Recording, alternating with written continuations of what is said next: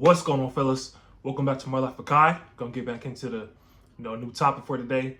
Hope y'all doing good. Y'all still on the grind constantly. You working out, eating your vitamins, eating your protein, getting big, getting swole, keeping healthy. Putting the priorities first, and just going after it, fellas. But today's topic, we're gonna be talking about how to get rid of depression. I know, especially when it comes to like mental health for men, a lot of people, they don't take it seriously. They don't look at it as a big picture. I know for women, it's very different. I feel like a lot more, and I'm not like trying to cry about it or nothing, but let's just keep it real.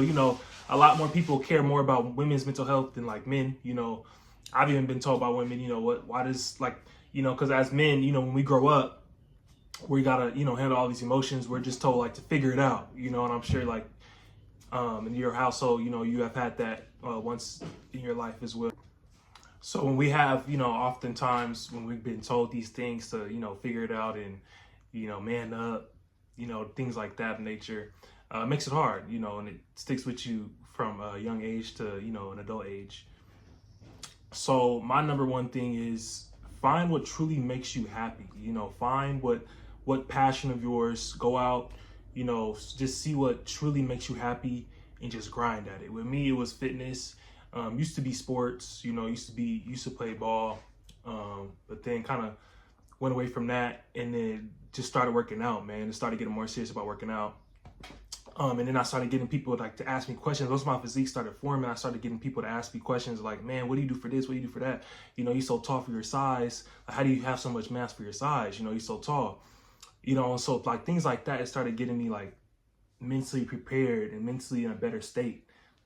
So I would say, find what truly makes you happy. Because if I never did that, if I never, went into the fitness world and like started working out, taking it more seriously as time went on, then I probably would have never, met like a lot of people. I met a lot of networking and amazing people out there. And I think that's something that can really shift your mindset, because once you feel like you have a purpose in this life, this thing so-called life, and in this world, it really makes you happy because you feel like somebody cares about you and people actually know you exist. But obviously you can't have that if you don't have like that network around you, or if you don't have those like good quality people around you, or people that you meet to leave like stamps on. So in one day when we all do go, because we all gonna die at some point, people will be like, man, I remember him, I remember her, so I think that's a really good point. Something major that plays when it comes to getting rid of depression. Another point I want to bring to your attention is writing down your goals, man. I used to never be one of those people that wanted to write down my goals. I thought it was corny, or stuff like that, or I'll just keep it in my head. But something about when you write down your goals and you actually like check them off as you go, something about that, it really makes you attack and like not want to let off. Just like when it came to YouTube. Getting monetized on YouTube was, something major, and hitting a certain amount of followers was something major that, I wanted to do in my life. And I did that, and I wrote that down. And then it just felt so good to just like cross it off, and just like with the gym, like I use a lot of like gym examples because like it's so real, like when you feel like, you've worked so hard at something and then it finally feels like it's paying off, it changes your whole perspective, and you truly, you feel like anything is possible at that point. It's so cliche to say, but it's very true, because like once you feel like, let's say I was like 300 pounds and I dropped 50 pounds, then I feel so much better. It's like, it's possible, and like I went down to like, I don't know, like maybe 215, then I'm like shredded, so it's like you've been getting this mindset like, man, if I can do this, which is hard to do, then I can do anything. And so once I started doing that, just doing one by one, writing down my goals and stuff, like that really did change my perspective on things. But also not having too many goals written down. So you want to keep it as realistic as possible. So don't like on a sheet of paper, don't write down 30 goals. Start with like 5 or 10. I think that's something that's underrated too. I think so many people, once they start writing down these goals, they start writing down like, 100 things at once, and it's like, there's only so much time in a day. So keep it at like 5 or 10, maybe 15 max. And then like as time goes on, just keep, crossing them off. And I guarantee you that feeling, once you start actually crossing and you start attacking, because it's a difference between, I was in this same spot too. Like, I was writing them down, but I wasn't crossing enough. So you constantly just stalling. So it's different when you writing it down, you attacking, because you got to look at it every single day, every single morning. You know what I mean? That's different because it just makes you want to go harder and harder and harder. So I would say writing down your goals, keeping it realistic, not too many at once. We all human beings, we all like stuff happens, so keep it realistic and keep it like a minimal amount. I kind of talked about this one earlier, but I would say having a good circle around you. I'm sure a lot of you have heard, your circle of influence of the people you keep around you is everything. And that's so true, man. I'm telling you, like, once I started cutting off the people that I felt like was holding me back, pulling me back, my mindset kind of shifted. Even when you're, watching like these, even like when you listen to things, like when you listen to certain types of music, stuff like that, a lot of people think that's very underrated nowadays, listening to like, music that's not really like driving you, or just putting like a book on, like an audio book or something on, like stuff like that changes the way you think. So I think like once you start doing that and you get into that mindset and you start, listening to stuff like that, like you start to see like, okay, who's really wants to see me win? Who should I, have around me? Who should I keep around me? And who should I not? Who do I feel like adds value to my life? And then who do I feel like is holding me back in life?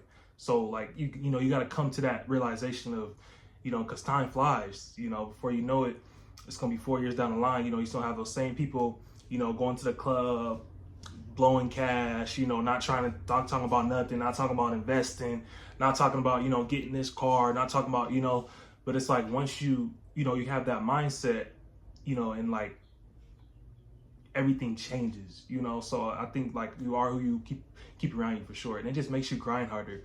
I think when you have people who are not necessarily better than you, but like they have achieved more in life than you, and you don't get jealous, because jealousy is what kills that friendship too. But when you also congratulate them and you like look up to them like a mentor, shout out to my boy Hellboy, good friend of mine, very good friend of mine, like a best friend to me, but he's, 2 Hellcats, crib, my dude finna move to Africa soon, you know what I mean? So he just doing it all. Y'all probably seen him in my older videos, but yeah, he out there, man. So it's like, I look up to somebody like that, and I feel like, anything is possible when I see like the circle of influence that he brings to me, and like how he, shoots game to like the youngin, So I think having somebody like that in your corner, it definitely helps, because especially when you visualize, not just visualize, but you're actually there and you actually see it in person, it's like, man, I can do this too. Another big one I would say is like cutting out negativity.